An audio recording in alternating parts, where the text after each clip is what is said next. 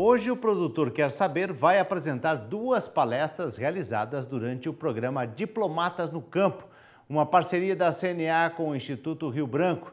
Nesse primeiro bloco, você acompanha o consultor de meio ambiente da CNA, Rodrigo Justus, que falou sobre mudanças climáticas e a agropecuária no Brasil. Acompanhe. Conforme o Thiago falou, eu trabalho aqui há 10 anos e há 9 eu faço o acompanhamento das discussões de dois temas que importantes para o setor na questão internacional no que se refere ao meio ambiente. Um deles é a questão das mudanças climáticas. O outro, também importante, que é um assunto do momento, acesso a recursos genéticos e convenção da biodiversidade, que também nós acompanhamos. Bem, primeira questão das mudanças climáticas. Já desde da COP de Copenhague, no ano de 2009, o Brasil vem tendo protagonismo nas negociações do clima, seja agregando parceiros, países que não estavam participando das negociações, seja em relação também às suas próprias propostas ousadas, vamos dizer assim. E agora, por último, nós tivemos o Acordo de Paris ano passado, né, um acordo global. Estados Unidos assinou o tratado, embora nós vamos falar agora um pouquinho também da questão da posição aí do Donald Trump em relação a isso, né? O Brasil apresentou a maior meta do mundo em relação. Eu acho que talvez vocês jovens aí na carreira já notaram que o país quer ser grande entre os pequenos. Infelizmente, talvez fosse melhor para nós sermos do nosso tamanho real. O Brasil apresentou metas gigantescas do clima. Essas metas, o custo delas é mais de R$ 1,5 trilhão de reais. Esse dinheiro não existe para fazer isso, né? Nós quisemos ser os campeões de meta. Então, não sei se você joga um truco, é como se você fosse numa rodada de truco, nem ter recebido a carta ainda e gritado 9, né, sem saber qual é a sua carta. E o Brasil fez isso. O único país do mundo que apresentou metas absolutas do clima, né, pesadíssimas, implica em redução econômica. Essas metas estão hoje sob consulta pública até o dia 15 de março. Agora, o resultado da COP de Marrakech é que os países têm 2 anos, esses próximos 2 anos, esse e o ano que vem, para apresentar de que forma cada país vai implementar as suas metas, a conhecida Estratégia Nacional de Implementação. E essa consulta deveria ter 6 meses, no mínimo, aberta para ter discussão, ouvidos os ministérios e tudo mais. O que houve é que o Ministério do Meio Ambiente, em dezembro, colocou essa consulta pública no ar, por apenas 3 meses, um processo que os outros países estão tendo precaução nessa discussão, tendo em vista o viés estritamente econômico da implementação das medidas, colocou-se essa consulta até março. Agora, nós entendemos que o plano apresentado pelo Ministério é inviável, do ponto de vista econômico e social. É necessário que, para o setor agropecuário, haja o plantio de 12 milhões de hectares de floresta em menos de 15 anos. Isso significa que, nos últimos 50 anos, só, por exemplo, o país plantou 7 milhões de hectares. Então, nós precisamos de 50 anos para plantar 7. E o Ministério do Meio Ambiente está dizendo que nós vamos plantar 12 milhões em 15. Então, do ponto de vista de uma simples matemática, já mostra que é inviável a proposta brasileira. Nós, já no âmbito das negociações, desde a época do Acordo de Paris, nós já havíamos alertado o MRE de que o Brasil estava sendo excessivamente ousado, né, nas propostas apresentadas. Como nós dizemos no jargão das negociações internacionais, as nossas metas foram extremamente ambiciosas, né? Então, nós colocamos metas maiores do que o país é capaz de fazer. Se no ano passado, onde nós estávamos ainda no Brasil Maravilha, né? Sem problema econômico, sem desemprego, sem coisa nenhuma, a bomba estava armada para... No ano retrasado, no caso, em 2015, né? Porque no ano passado, eu quis dizer 2015. No ano passado, trocou o governo. Então, nós estamos conhecendo a realidade econômica do país. O Brasil passa um problema extremamente sério.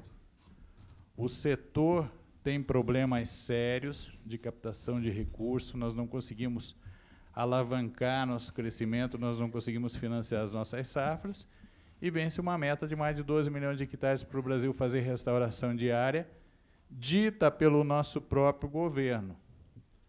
Vejam que nós apresentamos uma meta de redução absoluta que nenhum país fez. A nossa meta de redução climática, ela tem um custo muito mais elevado, se considerar o PIB, do que Brasil, China e Estados Unidos. Quem é o Brasil lá fora?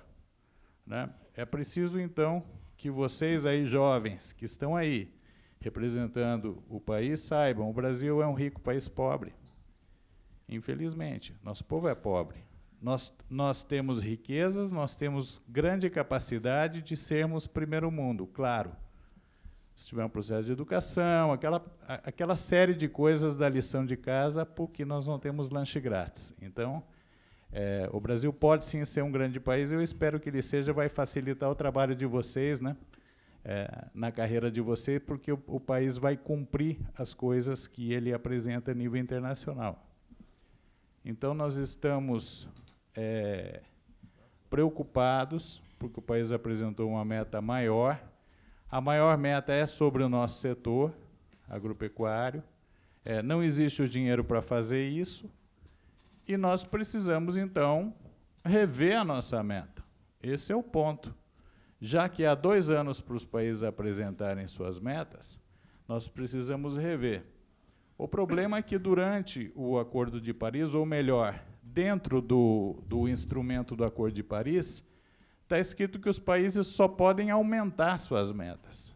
Ou seja, a dinâmica do Acordo de Paris, cada país ofereceu qual seria a sua contribuição para a redução da temperatura, ou melhor, redução de emissões de gás de efeito estufa para gerar redução de temperatura. Cada país voluntariamente disse o quanto ele conseguiria contribuir em matéria de redução de emissões. E o Brasil chegou lá e chutou o pau da barraca e apresentou muito mais do que todo mundo. Então, na verdade, é um país quebrado que foi lá e prometeu mais do que é capaz de cumprir. Essa é a nossa realidade hoje do Acordo de Mudanças Climáticas. Então, é necessário ser revisto. Vejam vocês, um déficit de governo projetado em torno de 80 bilhões de reais foi o furo projetado para o governo federal esse ano. Se tudo der muito certo na economia, nós teremos um déficit fiscal de 80 bilhões de reais. O plano que o Brasil apresentou para o clima, ele custa 1 trilhão e 500 bilhões de reais. Então, vejam que não é pouca coisa que nós estamos falando aqui. E um esforço que recai integralmente sobre o setor privado. Então, em relação às metas do clima, o clima está quente, vamos dizer assim, porque nós vamos ter que, repensar isso, e o Brasil apresentar aquilo que realmente consiga fazer. E ainda considerando o fator Donald Trump. Porque essa conversa que talvez vocês escutem o dia todo aí de ONGs, que o Brasil é o cara que esquenta o planeta e tal, a contribuição do país para o aquecimento global é 2,5%. Quer dizer, nós somos 2,5% de tudo que o planeta gera de emissões. Se os Estados Unidos seguirem na linha do Trump, mais gasoduto, mais energia térmica e tudo mais, os Estados Unidos sozinhos só nesse aumento de emissões é muito mais do que o Brasil inteiro emite, com redução ou sem. Então, na verdade, as emissões do Brasil, elas sempre foram significantes no aspecto de mudança climática, porque elas foram geradas através de incêndios na Amazônia, o que é preocupante. A conservação da floresta é necessária, é um ativo que nós temos. Então, não é produzindo energia, era incinerando, queimando floresta, incendiando a Amazônia, desmatamentos. Isso tudo foi reduzido 90%. Está dentro do limite técnico aceitável. Então, o desmatamento está controlado, mas o Brasil foi lá e ofereceu mais ainda. Então, agora, nós precisamos rever a nossa posição, fazer aquilo que seja aceitável para o Brasil se adequar dentro do âmbito da convenção e esperar o que os Estados Unidos vai fazer, né? Por quê? Porque se os Estados Unidos deixar o Acordo de Paris, o acordo simplesmente acaba, né? É a mesma coisa que mais 3 países saírem da União Europeia de uma vez. Acabou a União Europeia, né? Já dizem que está em via D, né, que é um caminho, mas tudo bem, por enquanto ela está lá, né? Só temos a Inglaterra do lado de fora. Os Estados Unidos sair do acordo climático, ele representa 35% da emissão mundial total, né? Então, aí nós não precisamos mais gastar esse trilhão aí, ou esse dinheiro a menos que nós vamos negociar. Então, o momento é de caldo de galinha agora, cautela. E não a gente aprovar um plano e chamar a imprensa mundial, dizer que nós vamos fazer até 2030 milhões e milhões de hectares de floresta plantada. Agora vamos falar um pouquinho da biodiversidade. Eu não sei se o Nelson falou. Nelson falou ou não? Bem, nós temos outros acordos de interesse do Brasil, né? Temos a Convenção da Biodiversidade, a CDB, temos o Protocolo de Nagoya, que é um protocolo que ele trata da repartição de benefícios oriundo do conhecimento tradicional associado e do acesso ao uso de recursos genéticos. E o que esse monte de palavra complicada significa? Significa, em poucas palavras, que o Brasil tem a floresta, tem uma biodiversidade, existem plantas e organismos que só existem aqui, e tudo isso, se houver uma utilização na química, seja para qualquer fim, na medicina, na indústria, na alimentação, esse protocolo de Nagoya diz que quando você usa um organismo que tem origem num determinado país, é necessário pagar um percentual em relação ao resultado econômico desse aproveitamento.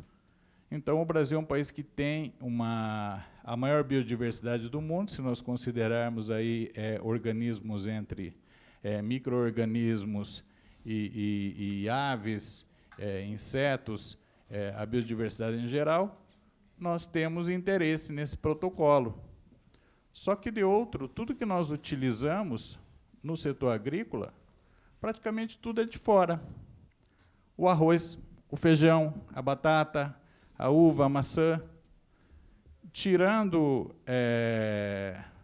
jabuticaba e algumas espécies de mandioca, o resto, todas as espécies são oriundas de outros países. E o país aprovou uma lei nacional de acesso aos recursos genéticos, e agora nós rumamos para a ratificação do Protocolo de Nagoya, que é um instrumento pelo qual se faz a regulação e a compensação desses pagamentos. Então, durante esse ano vai acontecer a ratificação do Protocolo de Nagoya pelo Congresso, né?